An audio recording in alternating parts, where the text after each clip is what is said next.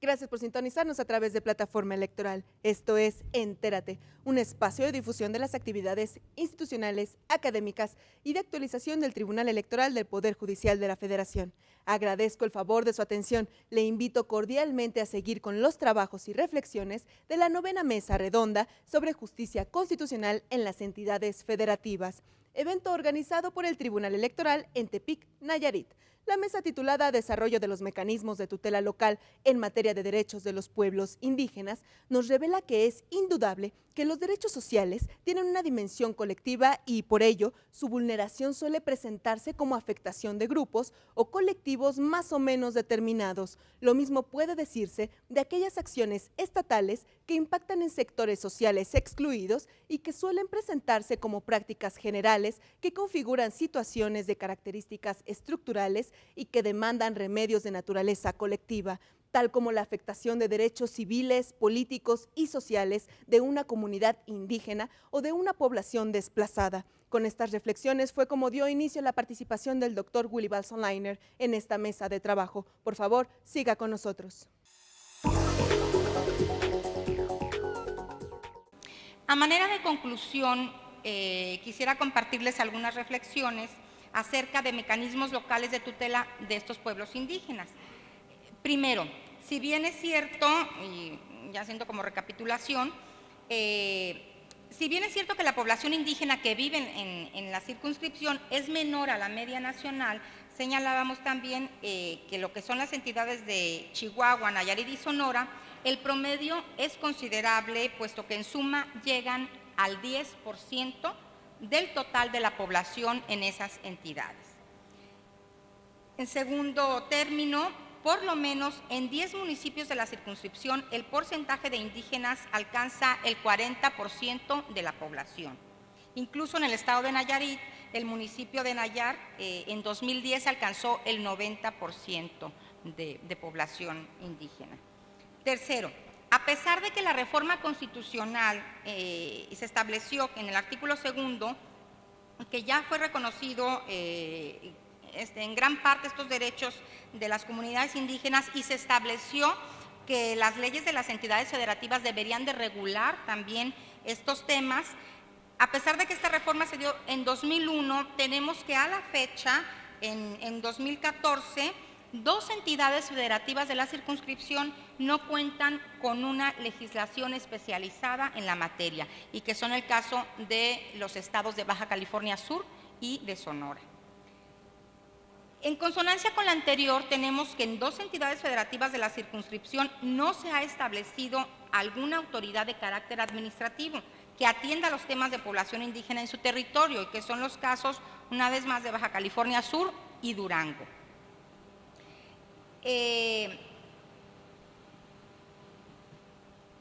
Quinto, en materia electoral, ningún municipio elige a sus autoridades a través del sistema de usos y costumbres. Solo una entidad federativa garantiza la inclusión de los representantes de la comunidad en los ayuntamientos, que como lo mencionábamos es el caso de Sonora, y en otras solamente se garantiza la postulación al cargo, que es en el caso de regidores en la reciente reforma del Estado de Jalisco. Hasta aquí dejaría yo la reflexión. Me dejan la reflexión, por supuesto, de estos datos, es que podríamos considerar que tanto la regulación de los derechos de los pueblos y comunidades indígenas, así como el establecimiento de autoridades administrativas en la materia, sigue siendo, por supuesto, y por lo menos en materia de los estados que estuvimos analizando, un área de oportunidad. Es decir, a más de 13 años de esta reforma constitucional en materia de reconocimiento de los derechos indígenas dentro de la primera circunscripción, hay entidades federativas que no han atendido de manera puntual el tema. Por otro lado, en cuanto a los mecanismos de tutela de los derechos indígenas, sigue siendo también un reto para estas entidades el reconocimiento de los sistemas normativos internos de sus autoridades tradicionales. En la medida en que se consigue este reconocimiento, pues se privilegia y se hace efectivo el derecho de la autonomía y autodeterminación de los pueblos indígenas, puesto que la justicia tradicional opera como una primera instancia de solución de controversias que surge entre los miembros de las comunidades. Por último, en las autoridades administrativas y jurisdiccionales del Estado, bueno, creo que ya es cada vez más, de manera generalizada, que se hace un esfuerzo muy importante para garantizar, por supuesto, y proteger los derechos de estos pueblos y comunidades indígenas. Y tenemos el caso que ustedes saben, bueno, ya la Suprema Corte de Justicia de la Nación emitió un protocolo de actuación precisamente para quienes imparten justicia en casos en los que se involucran derechos de personas y comunidades de pueblos indígenas. También el Tribunal Electoral del Poder Judicial de la Federación realiza trabajos específicos para emitir también un protocolo o una guía para juzgar en materia electoral con perspectiva indígena. Y bueno, ya se agotó el tiempo, nada más quisiera decirles, no abordé en mi presentación un tema particular como en un inicio se nos había solicitado, porque realmente lo decía aquí la magistrada Mireya, mientras que por ejemplo, en el Tribunal Electoral del Estado de Oaxaca han resuelto 437 asuntos indígenas, en la circunscripción, en la Sala Regional Guadalajara, ha resuelto 14 asuntos solamente en materia indígena, 3 en 2009 y 11 en 2012. Entonces, realmente no hay una actividad, no hay una impartición de justicia, ni una solicitud de justicia en tema específico en materia electoral, por lo que tenemos, digamos, un déficit dado por las circunstancias en el desarrollo nosotros del tema en juzgar con perspectiva indígena en materia electoral. En el primer asunto, en 2009, les comento que fueron desechados los medios de impugnación interpuestos, en ambos casos en el estado de Sonora, fueron desechados porque no se les reconoció personalidad. En 2012, ya una vez hecha la reforma de 2010 en derechos humanos, ya entonces se les dio entrada a estos juicios. Y bueno, ya quisiera nada más cerrar diciendo que, bueno, en ese sentido estoy coincidiendo, por supuesto, con los retos que manifestaba la magistrada Mireya, en el sentido de que las autoridades que impartimos justicia en todos los ámbitos, en el caso particular en materia electoral, pues tenemos mucho que desarrollar, mucho que aprender y mucho que entender y juzgar con perspectiva indígena, que por supuesto es desde un enfoque entendiendo su sentido más de colectividad, o sea, entenderlos como ellos lo vivencian y no como nosotros lo pudiéramos estar viendo desde afuera. Me quedó muy marcado una reunión que tuvimos en la Sala Regional Guadalajara con algunos representantes de los pueblos y comunidades indígenas. Iban gobernadores yaquis, iban representantes de la región de Tarahumara, en fin, de toda la circunscripción. Y yo hice un comentario que también había un déficit y que había toda un área de oportunidad y de desarrollo en no solo la protección de los derechos indígenas en lo individual, sino también de las mujeres, que había un tema también particular que había que abordar con mayor precisión en ese tema. Y había una mujer que venía con parte de la comunidad yaqui y pidió el uso de la voz. Entonces me dijo que, bueno, en principio quería de manera muy respetuosa decir que estaba totalmente en desacuerdo con lo que yo estaba manifestando, que porque había una situación que no les gustaba como la estábamos abordando, en el sentido de estar señalando que había temas de violencia o que había temas específicos contra las mujeres en las comunidades indígenas, y que nos quedara claro, lo dijo así ella de manera firme, por supuesto, que ella era primero yaqui que mujer. Entonces, a mí me impactó, por supuesto, porque yo nunca había tenido esa visión o nunca había puesto, digamos, en perspectiva la visión de ella, sino desde mi visión. Entonces, bueno, creo que me quedó dentro de los muchos aprendizajes, en principio, que para juzgar con perspectiva indígena tiene uno que estar muy involucrado, muy empapado y ponerse de aquel lado. Muchísimas gracias por su atención.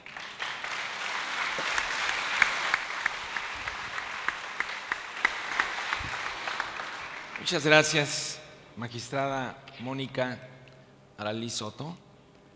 Creo que, como nosotros, también el público, tan amable, percibe en la presentación del documento, de las ideas, de las gráficas, de la exposición de la magistrada Soto, una información muy valiosa que puede constituirse, de hecho, en la base para poder explorar análisis particulares específicamente sobre los instrumentos de tutela de los derechos indígenas, en lo que ella enfáticamente ha señalado corresponde a los estados de la primera circunscripción, pero que sin duda representan un instrumento, un mapa revelador muy completo de la legislación en materia de derechos indígenas. Me parece que este documento sin duda será también un documento que tenemos que seguir consultando para arribar a nuevas conclusiones o cuando menos confirmar el estado que presenta la tutela de estos derechos en esta importante región de nuestro país. Enseguida, muchas gracias, magistrada Soto. Enseguida vamos a conceder el uso de la palabra al doctor Willy Wald para que nos presente su ponencia, si es tan amable. Gracias. Hola. Sí, yo les preparé una presentación un poco larga, pero que contiene una síntesis de datos que prefiero que visualicen para que sea sintético. No sé si se puede ver la presentación.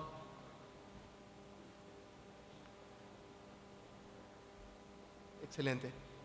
Y para empezar también quería agradecer doblemente, bueno, agradecer y felicitar, agradecer porque realmente es un placer escucharlos y estar compartiendo con ustedes desde una perspectiva completamente distinta, porque tengo un gran defecto que confieso de entrada, es que no soy abogado y no siempre entiendo muy bien el derecho.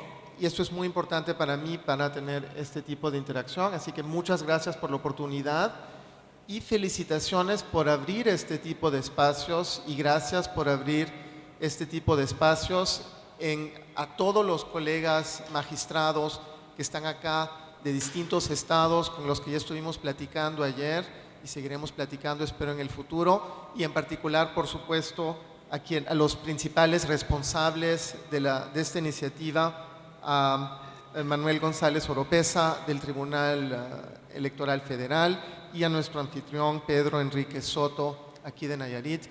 Así que realmente muchas gracias y gracias también a los colegas que están en la mesa, a las magistradas Santos y Soto y al magistrado Madero, que nos va a disciplinar con los tiempos. ¿Se escucha bien? Vale, perfecto. Voy a tratar de ir. Lo que me gustó de entrada acá es que las dos ponencias anticiparon la paradoja de partida sobre las que yo quiero invitarlos a reflexionar, no desde una perspectiva jurídica y normativa, sino desde una perspectiva descriptiva y empírica de alguien que ha hecho trabajo de campo durante casi 20 años. Yo estoy estudiando el tema desde el 95, lo he estudiado mucho en el sureste, he leído todo lo que he conseguido sobre este tema en otras regiones, aunque no tengo una experiencia de campo, salvo en Guerrero, en Oaxaca y en particular en Chiapas. Pero la paradoja que yo veo, y sí la quería plantear, ¿se ve la presentación? Sí, vamos a dejar la presentación. Apareció claramente acá, y es lo que voy a llamar acá para provocar la paradoja oaxaqueña.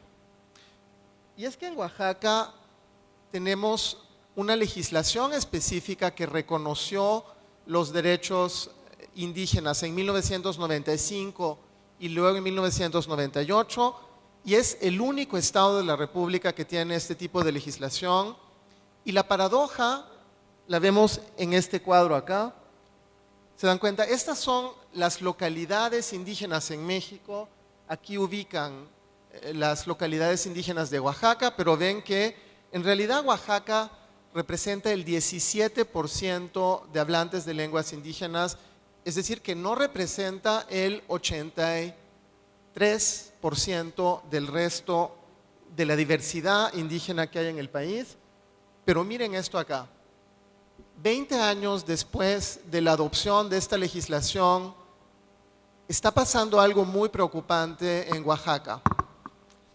Yo las cifras que tenían eran del sexenio 2006-2012 y se dan cuenta de los 259 litigios que había, el 84% de los litigios se concentraban en Oaxaca. Y en esa época eran 217 litigios y nos acaba de decir la magistrada ahora que ya hemos pasado de 217 en un sexenio a 437 litigios, como que algo no está funcionando en la apuesta que generó la legislación en 2005. Y es sobre eso que quiero reflexionar. Y les quiero preguntar por qué no está funcionando eso y por qué hay una explosión de conflictos electorales en Oaxaca, a pesar de que la legislación, ¿en qué contexto se adoptó la legislación? Y aquí viene la segunda parte de la paradoja.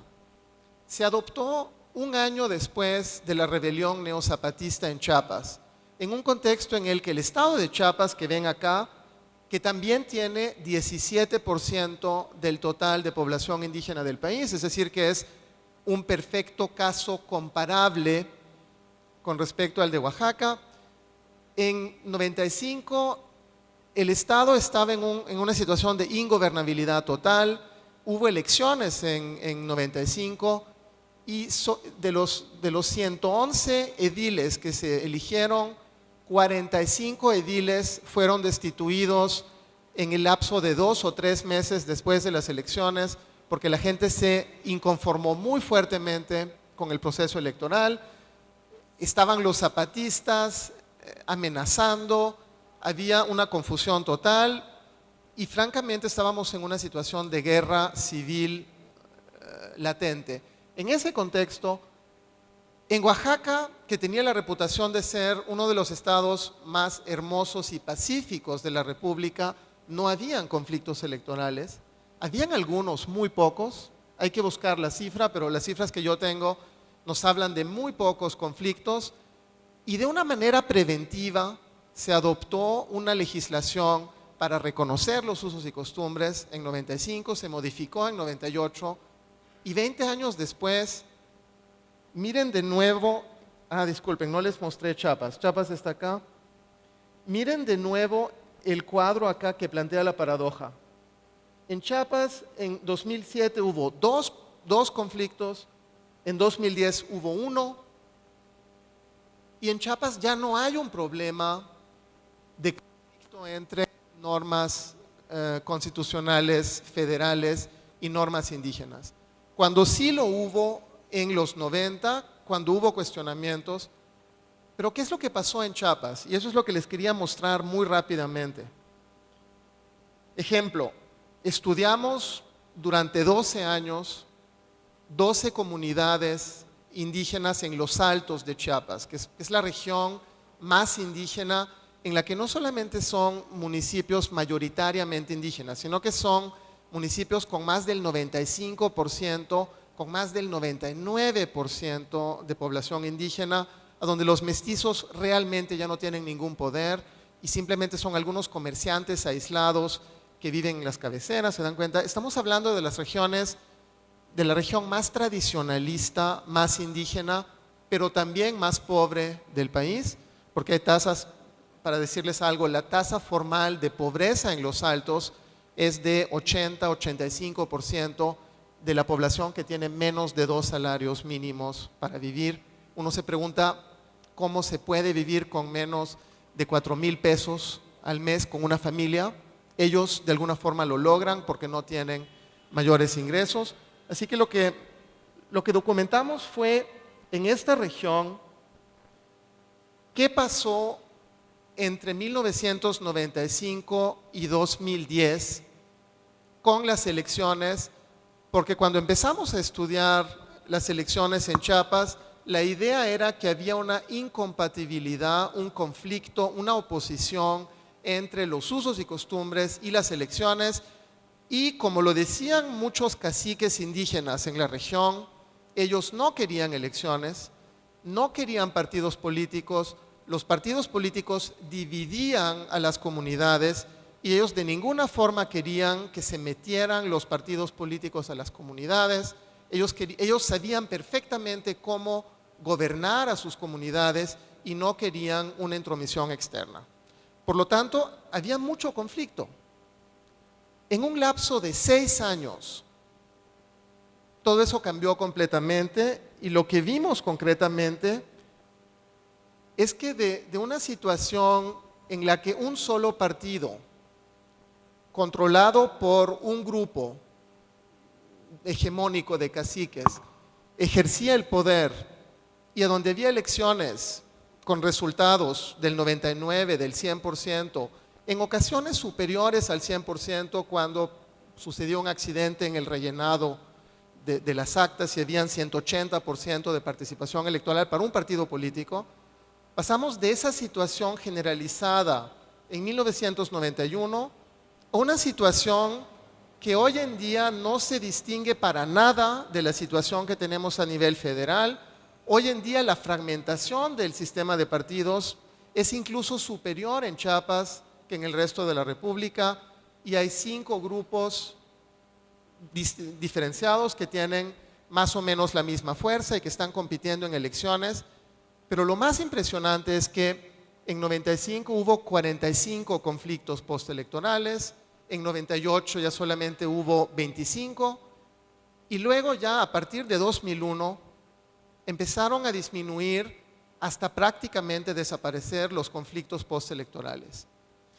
Y lo que observamos a lo largo de los 15 años que observamos los procesos es que después de haber planteado una incompatibilidad entre los usos y costumbres locales y las elecciones, en realidad los grupos siguieron ejerciendo los usos y costumbres, pero adoptaron también y adaptaron, reinventaron los procesos electorales libres y competitivos y aceptaron la competición electoral, aceptaron las reglas del juego tal y como fueron definidas por el IFE y como se generalizaron en todo el país a partir del 91 cuando se creó el IFE. Y ya para principios del 2000, ya todo el mundo estaba jugando con las reglas electorales del IFE y se dan cuenta, no significa que renunciaron a sus sistemas de cargo, significa lo que acaba de demostrar muy claramente la magistrada Soto. Ellos siguen ejerciendo formas de justicia en primera instancia en la comunidad. No hay ningún problema, nadie les viene a decir que no pueden ejercer esas formas. Cuando la capacidad de solución y de mediación es rebasada internamente, pues también tienen la posibilidad de acudir a autoridades externas y son grupos internos de las comunidades que no están contentos con la justicia comunitaria, que acuden a instancias externas para buscar protección de sus derechos y lo que ustedes están haciendo es atender esos casos y tratar de procurar justicia en un contexto peculiar, digamos, en casos que ya fueron juzgados con otros principios, pero que obviamente no fueron juzgados de una forma satisfactoria para las partes que consideran que no fueron respetados sus derechos, pero que son también personas que pertenecen a la comunidad. Porque como bien lo decía la magistrada Soto, es factible que la mujer que te dice que ella era primero yaqui y en último lugar mujer, es factible que ella piense eso. porque ella de hecho es autoridad. ¿Ok? Es poco factible que a ella le toquen las cosas que le tocan a las mujeres que no son autoridades dentro de las comunidades.